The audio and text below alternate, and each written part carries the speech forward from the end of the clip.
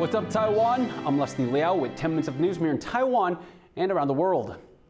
Taiwan is on track to overtake South Korea as the country with the world's lowest fertility rate. That's according to a new government forecast. The prediction has once more sparked promises of government action, but it's also raising concern for the country's future.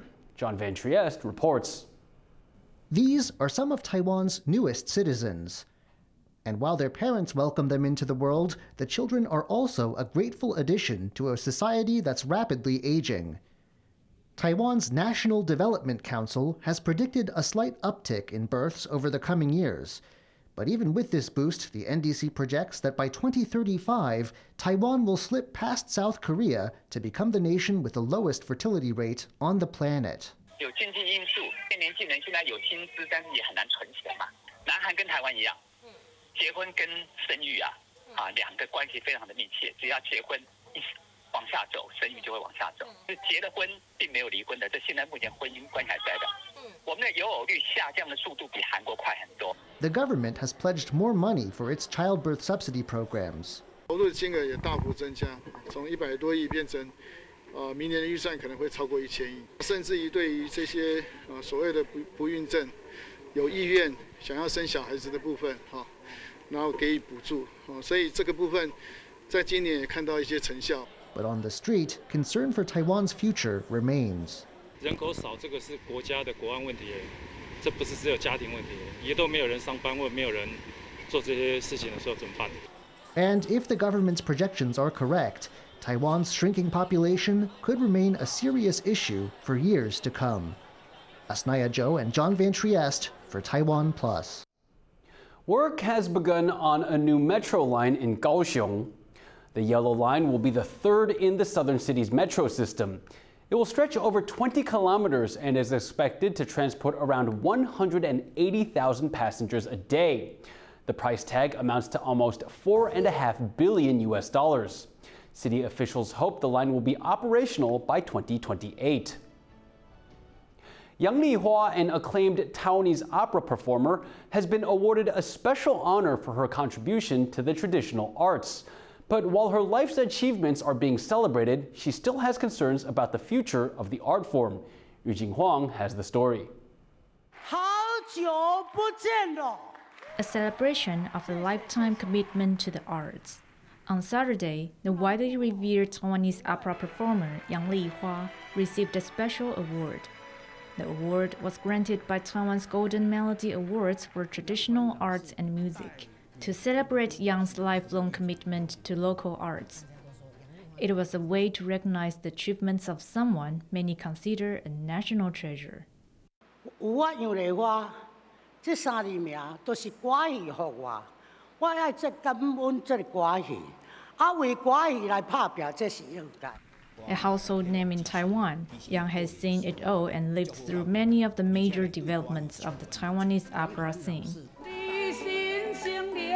She made her name by playing male roles, something she has continued to do for more than 6 decades.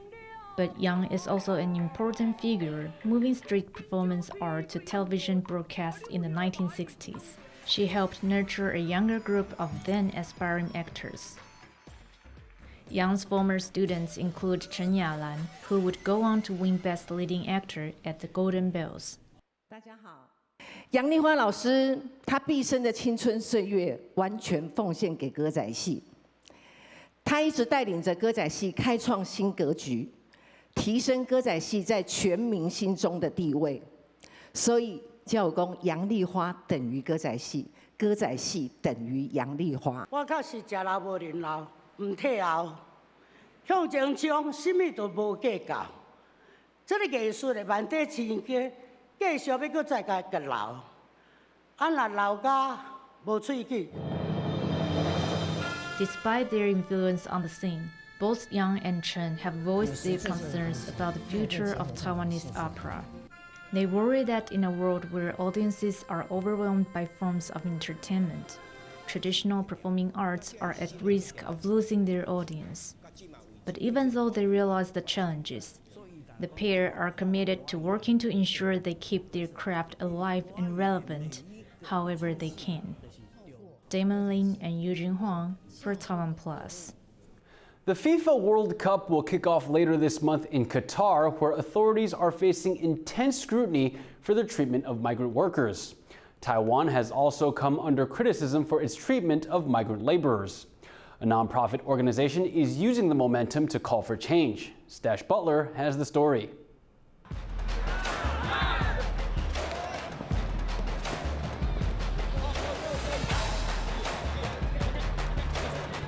Overseas workers living in Taiwan battle it out on the football pitch for a unique crown, the Migrant Workers World Cup. We have people from Thailand, from Indonesia, Philippines, and then we have what we call the white-collar workers. So we're trying to bring the foreign community together. The event, held by the Global Workers Organization, aims to show solidarity with laborers at the FIFA World Cup in Qatar.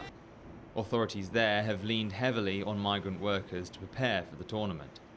The migrant workers make up more than 90% of the domestic workforce. So it's really incredible. If you think about all the glitzy infrastructure, the stadium, the airport, the rail, it's built by migrant workers.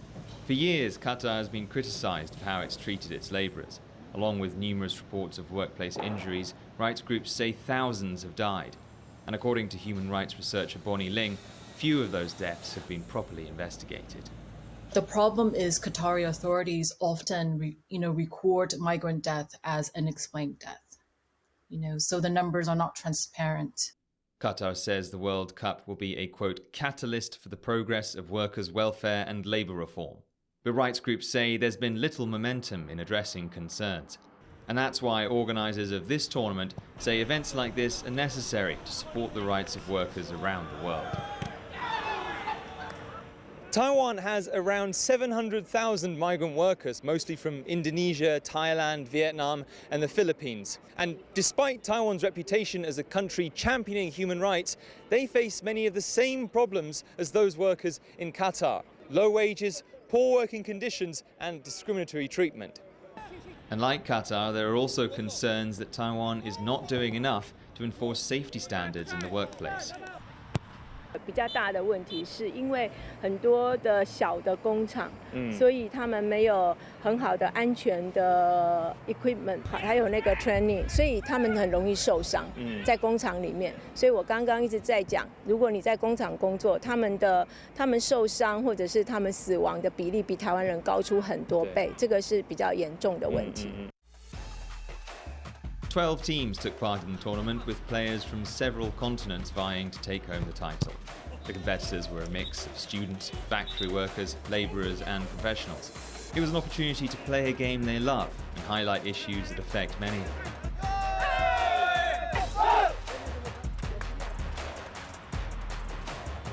It doesn't matter your status.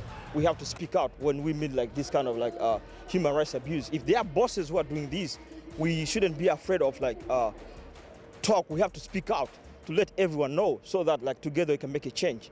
And one of the biggest changes needed, according to campaigners, is in the recruitment process, which locks workers into a cycle of debt.